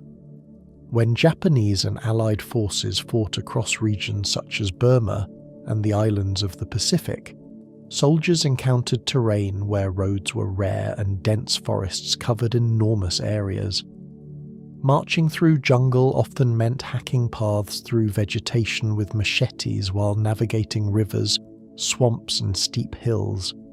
Equipment rusted quickly in the humid air, and food supplies had to be transported over long distances because local resources were often limited. The jungle also affected communication. Radios sometimes struggled to transmit signals through thick foliage, forcing messengers to carry information on foot across dangerous terrain. Under these conditions, small units frequently operated independently, relying on their own initiative and survival skills. For soldiers unfamiliar with the jungle environment, the psychological effect could be just as challenging as the physical obstacles. The constant sounds of wildlife, the oppressive heat, and the sense of being surrounded by unseen movement created an atmosphere where tension remained high, even during quiet moments. Desert warfare presents yet another form of environmental challenge. In desert landscapes, the absence of water becomes the central factor shaping military operations. Armies moving across vast stretches of sand and rock must carry or transport enormous quantities of water, not only for soldiers, but also for vehicles and animals. Heat during the day can be intense, while temperatures at night may drop dramatically. Navigation across open desert requires careful attention because landmarks are often few and distances can be deceptive. One of the most famous desert campaigns occurred in North Africa during the Second World War, where Allied and Axis forces fought across the deserts of Egypt and Libya. The terrain there allowed for large-scale movements of tanks and mechanized units, creating battles that sometimes unfolded across hundreds of miles. Yet the desert environment constantly influenced the pace and direction of these campaigns. Fuel and water supplies determined how far armies could advance, while sandstorms occasionally halted operations entirely by reducing visibility and clogging the engines of vehicles. Commanders had to plan their strategies carefully around the locations of supply depots and transportation routes, because even the most powerful armoured divisions could not continue moving if their fuel ran out in the middle of the desert. Winter warfare represents another powerful example of how climate can reshape conflict. Cold environments impose demands that few armies can fully prepare for, especially when temperatures fall far below freezing. Weapons and machinery may malfunction in extreme cold, while soldiers face the constant risk of frostbite and exhaustion. Perhaps the most famous example of winter influencing a military campaign occurred during Napoleon's invasion of Russia in 1812, an event that has become almost legendary in military history. Napoleon entered Russia with an enormous army, expecting to defeat Russian forces quickly and force a political settlement. At first, his campaign advanced successfully, but the deeper his army moved into Russian territory, the longer his supply lines became. As the months passed and winter approached, conditions began to deteriorate rapidly. Temperatures dropped to levels that French soldiers were unprepared to endure. Horses died from lack of food, leaving artillery pieces and supply wagons abandoned along the retreating roads. Snow covered the landscape, making travel slow and exhausting. Soldiers wrapped themselves in whatever clothing they could find, often scavenging fur coats from villages along the route. Hunger, cold, and disease reduced the once massive army to a fraction of its original size during the retreat from Moscow. The Russian winter did not act alone. Russian military strategy and logistics also played critical roles, but the environment magnified every difficulty Napoleon faced. Across these different landscapes, mountains, jungles, deserts, and frozen plains, the same lesson appears again and again. Armies may bring weapons, training, and strategy to the battlefield, but the natural world remains a force that no commander can fully control. The terrain determines where soldiers can move, how quickly they can travel, and what resources they require to survive. Weather can disrupt carefully planned operations or create opportunities that reshape the course of a campaign. In many wars, the environment becomes an invisible opponent whose influence is felt in every decision made by both sides. As geography and climate shape the movement of armies across landscapes, another pattern gradually becomes visible when historians step back and observe the timeline of wars themselves. Many conflicts begin with expectations of swift resolution, yet some of them stretch far beyond the imagination of those who first entered them.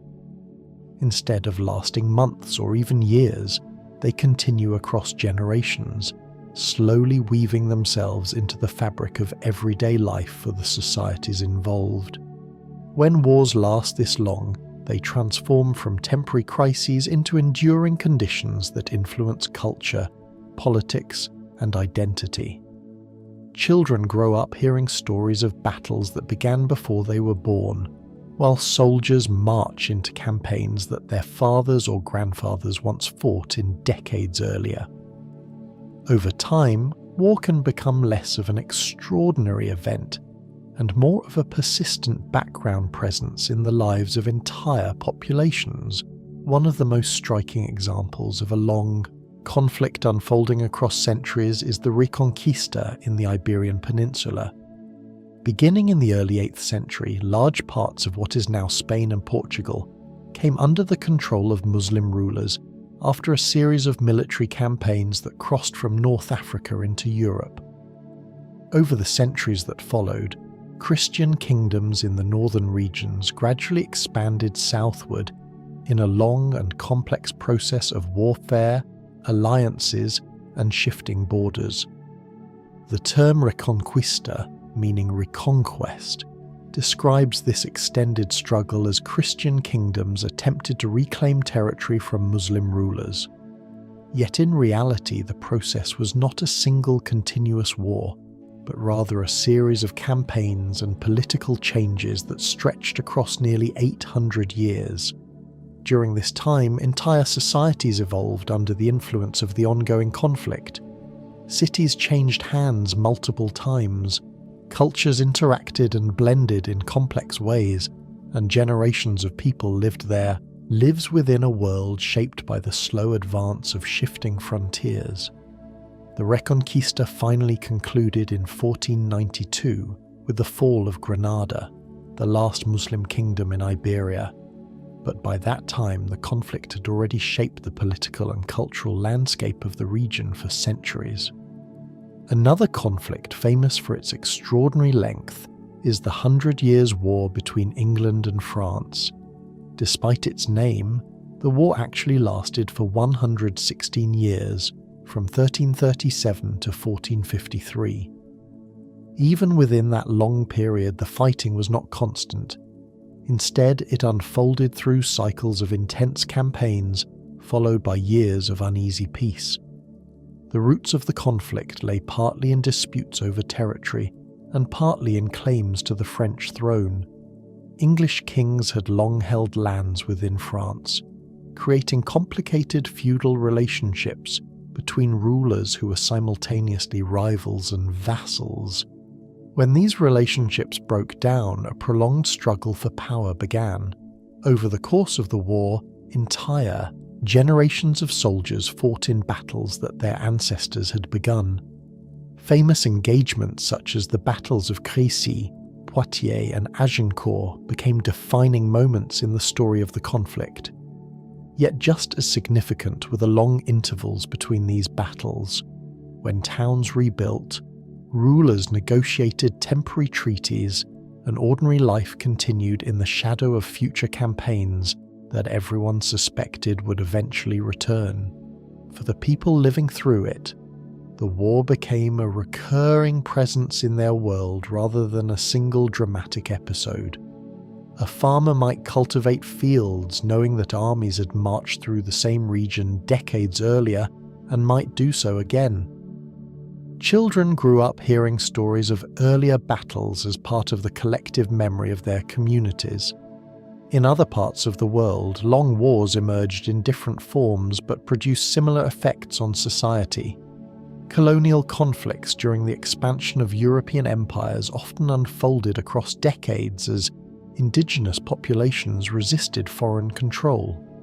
In many regions of Africa, Asia, and the Americas, these struggles were not defined by single decisive campaigns, but by prolonged resistance movements that adapted to changing circumstances over time. Colonial powers often possessed technological advantages, yet the vast distances and unfamiliar environments they encountered made it difficult to maintain control indefinitely. Resistance movements could retreat into remote regions, reorganize and continue fighting in ways that stretched conflicts far beyond what colonial authorities initially expected. These long wars gradually reshaped the societies involved. Communities adapted to cycles of conflict by developing new strategies for survival, whether through migration, alliance building, or cultural resilience. Even when fighting paused, the memory of past battles influenced decisions about the future. When wars endure long enough, they begin to affect not only soldiers but entire generations of civilians who must navigate lives shaped by uncertainty. Economies adjust to the demands of prolonged military activity. Political institutions evolve in response to constant security concerns, and cultural identities often become intertwined with the narrative of resistance or defense.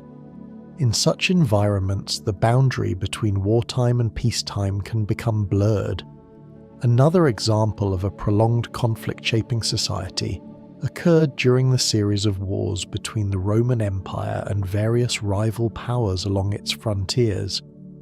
These confrontations often stretched across decades as Rome attempted to maintain control over distant territories while facing resistance from neighbouring groups.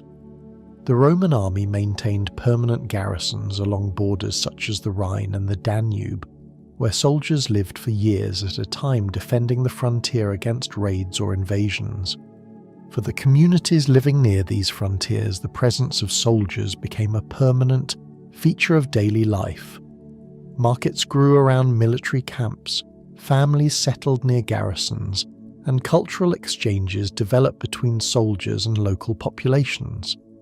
The frontier was not simply a line separating war and peace, but a complex region where military readiness coexisted with trade, agriculture, and settlement.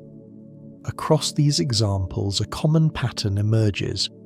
Wars that last long enough begin to reshape the societies involved in ways that extend far beyond the battlefield. Political institutions adapt to manage ongoing conflict. Economies shift to support military needs, and cultural narratives develop around the struggle itself.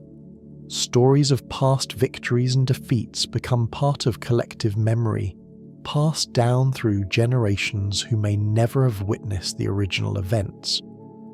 Even when the intensity of fighting diminishes, the legacy of these wars continues influencing how societies view themselves and their neighbours. In some cases, the conclusion of a long war can feel less like a sudden ending and more like the gradual fading of a condition that had long been part of everyday life.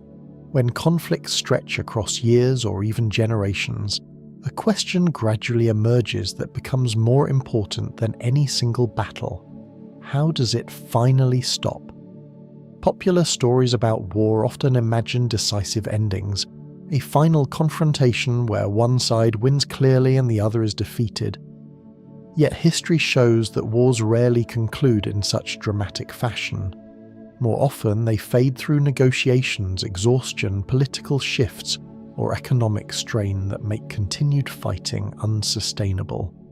The last shot fired in a war is often far less significant than the slow accumulation of pressures that convince both sides the conflict can no longer continue.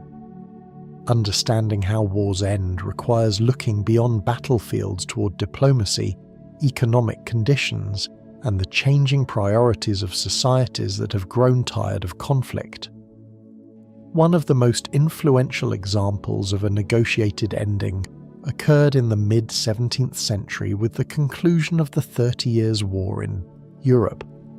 What had begun in 1618 as a religious and political conflict within the Holy Roman Empire gradually expanded into a wider struggle involving many of the major European powers of the time. Over 3 decades, armies marched repeatedly across Central Europe, leaving devastation in many regions. Entire towns were destroyed, farmland was abandoned, and populations declined dramatically due to warfare, famine, and disease. By the 1640s, many of the states involved had begun to recognise that continuing the war offered little advantage. Armies were exhausted, treasuries were depleted, and populations had endured years of suffering. Negotiations eventually took place in the cities of Münster and Osnabrück, leading to what became known as the Treaty of Westphalia in 1648. This agreement did more than simply end the fighting. It reshaped the political structure of Europe by recognizing the sovereignty of various states and establishing principles that would influence diplomacy for centuries. The treaty demonstrated how wars sometimes conclude not with a clear military victory, but through diplomatic arrangements that redefine the political landscape. In other cases, wars end because societies simply reach the limits of what they can endure. The First World War offers a powerful illustration of this process. When the war began in 1914, many leaders believed it would be short. Instead, it evolved into one of the most destructive conflicts in modern history. After 4 years of intense fighting, millions of soldiers had died and entire regions of Europe had been devastated. By 1918, the armies on the Western Front were still locked in combat, but the balance of power had begun shifting. The entry of the United States into the war added fresh resources and manpower to the Allied side, while Germany faced increasing shortages at home. Food supplies were strained, economic conditions worsened, and political unrest grew within the country. German leaders gradually recognized that continuing the war would likely lead to even greater collapse. In November of that year, representatives from Germany met with Allied officials in a railway carriage in the forest of Compiègne in France. There they signed an armistice agreement that ended the fighting on the Western Front. The armistice did not resolve every political issue created by the war, but it stopped the immediate violence and opened the path toward further negotiations. When the guns finally fell silent on the 11th hour of the 11th day of the 11th month, many soldiers later described the moment as strangely quiet rather than triumphant.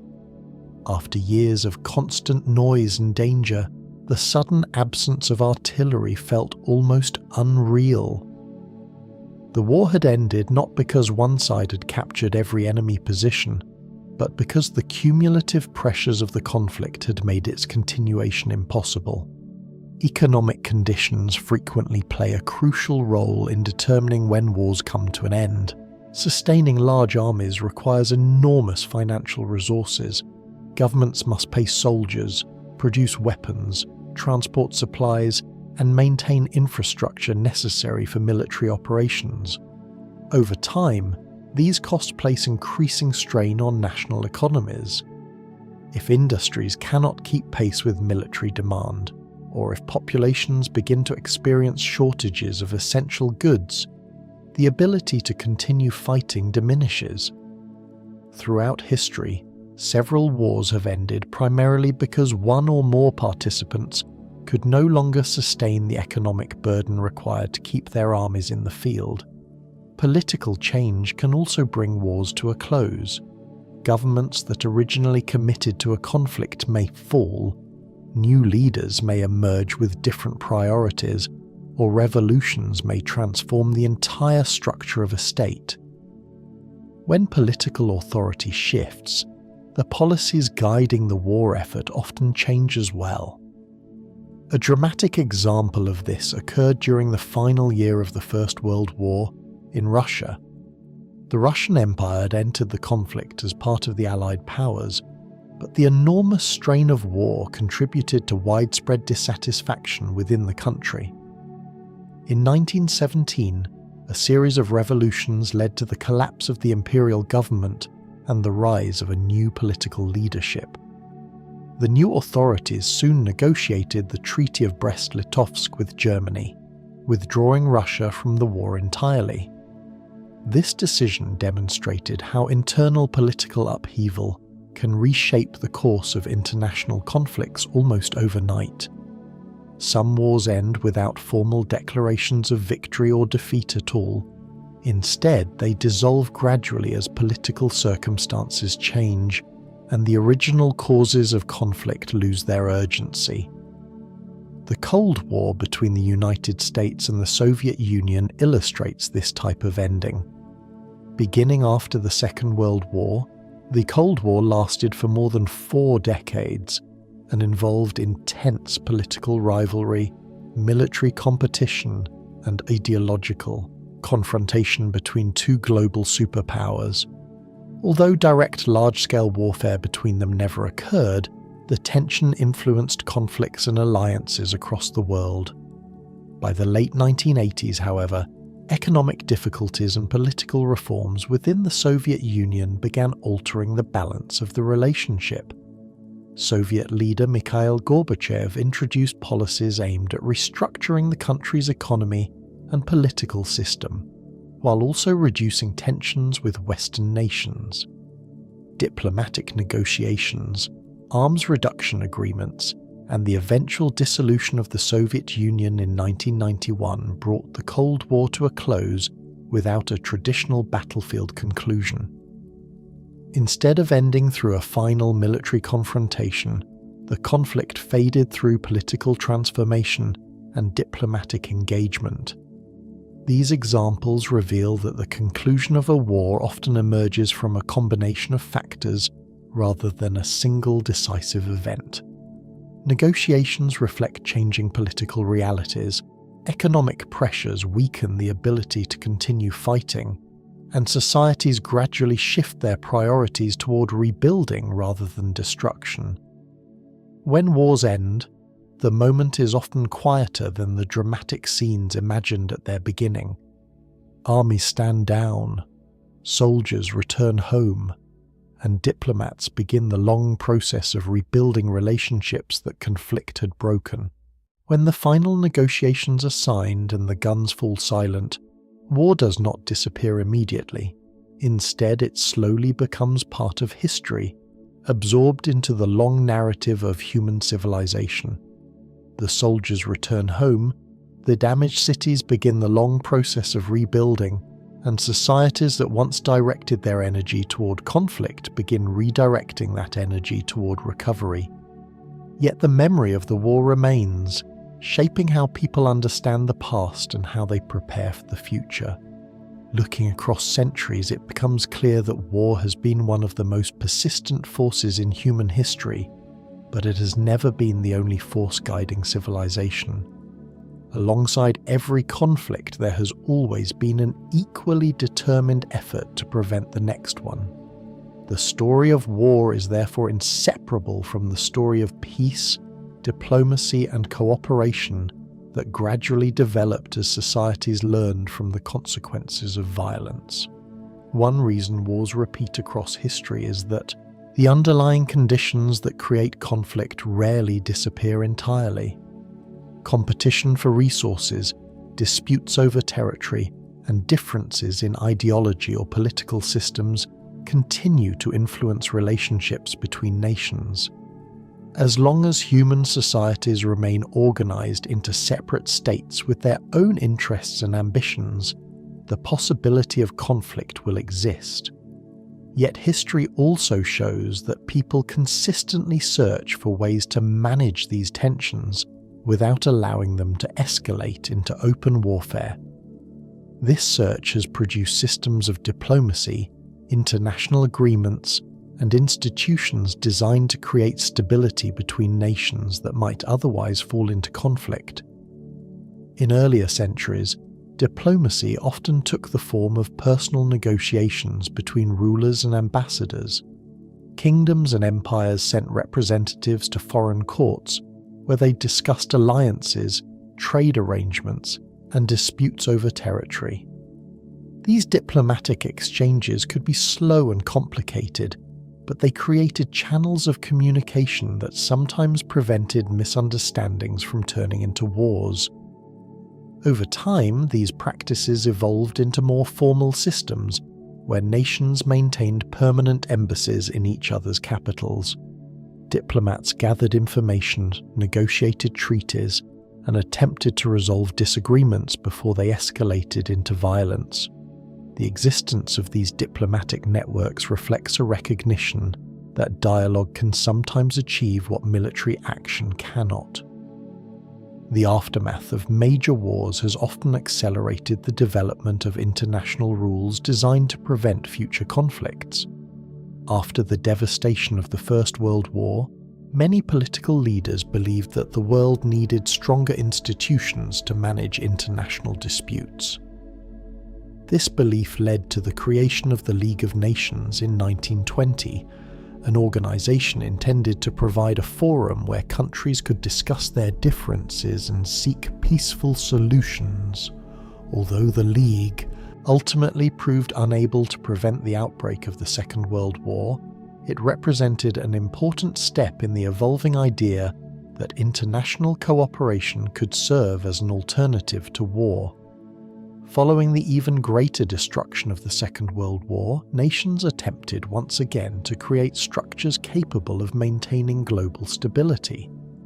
The United Nations was established in 1945 with the goal of encouraging dialogue between countries and addressing international challenges through collective action.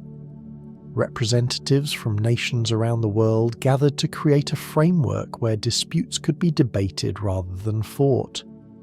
While the organisation has faced many challenges and criticisms, it reflects the continuing effort by the international community to reduce the likelihood of large-scale conflicts.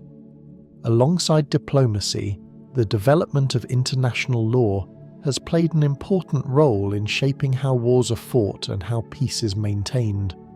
The Geneva Conventions, for example, established widely recognized standards for the treatment of wounded soldiers, prisoners of war, and civilians during conflicts. These agreements do not eliminate war, but they demonstrate a collective attempt to limit its most destructive consequences. The existence of such laws reflect a growing recognition that even in times of conflict, certain principles should guide the behavior of those involved. Rebuilding after war presents another chapter in the broader story of human resilience. When conflicts end, societies face the challenge of repairing physical destruction, while also addressing the social and economic disruptions caused by years of fighting. Cities damaged by bombardment must be reconstructed, transportation networks restored, and industries revived. Families separated by war attempt to reunite and rebuild their lives. The scale of this effort can be enormous, yet history repeatedly shows how communities gradually recover from even the most devastating conflicts. After the Second World War, much of Europe lay in ruins. Cities such as Warsaw, Berlin, and Rotterdam had suffered extensive destruction. Millions of people were displaced from their homes, and economies across the continent faced severe hardship. In response to this situation, international cooperation once again played a crucial role. The United States introduced the Marshall Plan, a program that provided financial assistance to help European nations rebuild their infrastructure and economies. This initiative not only accelerated economic recovery, but also strengthened political cooperation between countries that had recently been at war with one another. Over time, such cooperation contributed to the creation of institutions like the European Union, which sought to deepen economic and political ties among its member states in ways that would make future conflicts less likely. The effort to transform former battlefields into spaces of cooperation illustrates how societies attempt to learn from the past. Regions that once witnessed intense fighting have sometimes become symbols of reconciliation. Border areas that once divided hostile nations now host cultural exchanges, trade partnerships, and joint political initiatives. These transformations do not erase the memory of war, but they demonstrate how former enemies can eventually build relationships based on shared interests rather than rivalry. Looking across the centuries, the long arc of history reveals a constant tension between conflict and cooperation. Wars have shaped the boundaries of nations, influenced technological development, and altered the course of countless individual lives. At the same time, the experience of war has repeatedly inspired efforts to prevent future violence.